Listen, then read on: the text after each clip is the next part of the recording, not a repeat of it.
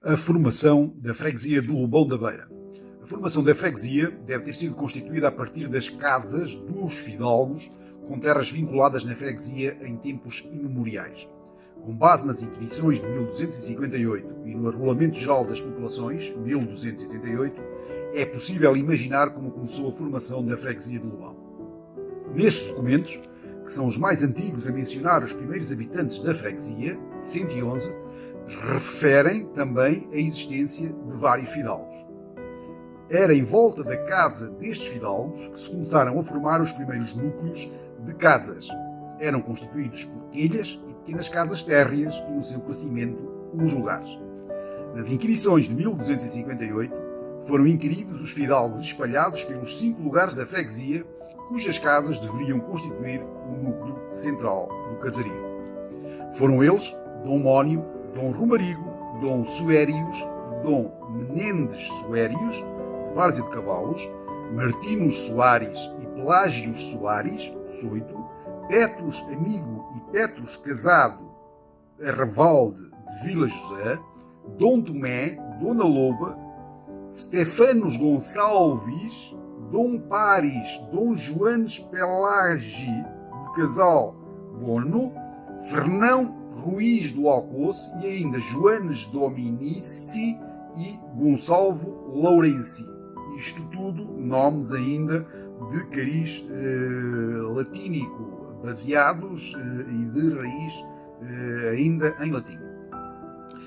As casas dos fidalgos eram construídas em cima de cabeços de pedras graníticas que lhe serviam de alicerces, dotadas de uma escadaria exterior feita em granito de cantaria, por vezes com mais que um lance que lhe dava um aspecto senhorial e o acesso ao piso superior. Nas proximidades havia muitas casas térreas, um pátio para aves de capoeira e um alpendre. As casas térreas destinavam-se a alojar os animais, ou sejam, as cavalariças, os currais de porcos, os currais de bois, de gado lanígero e asinino, etc.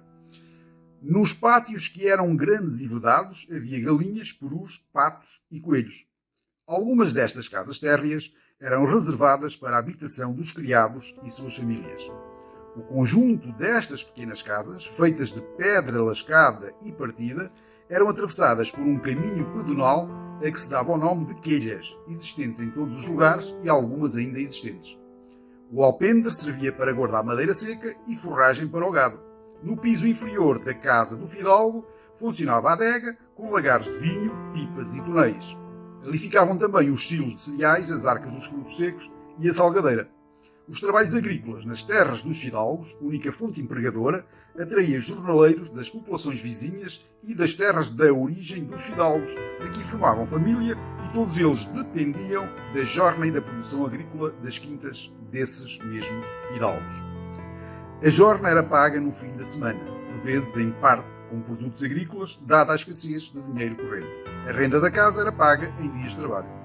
As casas de terra batida e por vezes de uma só divisão, onde funcionavam a lareira e onde se comia e dormia. O lugar de Várzea tinha 36 habitantes, no Arrolamento Geral das Populações de 1288, que deveria corresponder a cerca de 9 fogos, média de 4 habitantes, casal e 2 filhos. O casario cresceu em volta do solar que veio a ser do capitão de ordenanças Gregório de Seabra e Silva e formou a Quilha das Gatas, hoje conhecida por Quilha da Gata, que ainda existe. Cresceu também em volta da casa da família Ribeiro Abranches, família de fidalgos dos mais antigos da freguesia. A rua principal de Várzea de Cavalos, vinda da Estrada do Quinto, passava pela Rua do Pombal, Quilha do Freguês, e atravessava a Ribeira da Asnes, acima da atual ponte, através de uma vezada para os peões e de um val para os carrilhos, ou para os carros, para os carros de bois. Junto à Rua do Pombal havia uma fonte de chafurdo, ainda existente, que abastecia a população local e dava apoio aos viajantes. Ao fundo havia outra quilha, hoje denominada Rua do Freguês, João Rodrigues Freguês. Nota, este homem, morador nesta rua, faleceu em 1864 com 104 anos e é assim o homem idoso na história da freguesia de Lobão da Beira. Aliás, o homem mais idoso na história da freguesia de Lobão da Beira.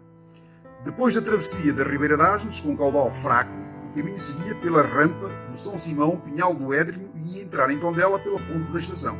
Nos registros de batismo da Igreja Matriz do século XVIII, aparecem só 2 famílias a morar para lá da ponte. O lugar de Vila José tinha 33 habitantes, que deveria corresponder a 11 fogos, e o casario cresceu na quilha da família Gonçalves e junto ao solar da fonte, para o lado do Ribeiro, cuja quilha ainda hoje existe. O Alcoce e o Soito tinham 22 habitantes, que deveriam corresponder a 8 fogos, e o casario formava-se junto à fonte, sobre Penedos, em volta do solar de Fernão Ruiz. Entre parentes, Rodrigues. É dos tempos primitivos o pátio do Alcoce, onde morava o António do Pátio. Soito, que era o lugar mais pequeno da freguesia, era constituído por 3 grandes solares de fidalgos, também proprietários das terras, quintas envolventes, o que impossibilitava o seu crescimento. No Soito, os jornaleiros e as suas famílias habitavam em lojas dentro do pátio do solar do Morgado e na quilha da família Mendes e Gomes. O casal tinha 20 habitantes, que deveria corresponder a 7 fogos, e o casario cresceu em volta do Paço e prolongava-se pela quilha do Cardoso ainda existente. Além destes lugares, haveria uma ou outra família a morar fora do povoado, como seja a Casa das Portas da Paula, na Ínsula, e na Casa do Ermitão, na ermida de Nossa Senhora do Crasto. Ficamos assim a saber que em 1288, Lobom era uma aldeia formada por 5 lugares separados entre si, com cerca de 10 casas senhoriais e um pequeno casario envolvendo as casas dos fidalgos. Mesmo assim, Lobom, com 111 habitantes, ainda era das freguesias de terras de besteiros com mais população, pois o total do concelho continha 989 habitantes. Excertos retirados do livro sobre Lobão da Beira e das pesquisas feitas pelo Sr. Francisco de Gouveia. Muito obrigado.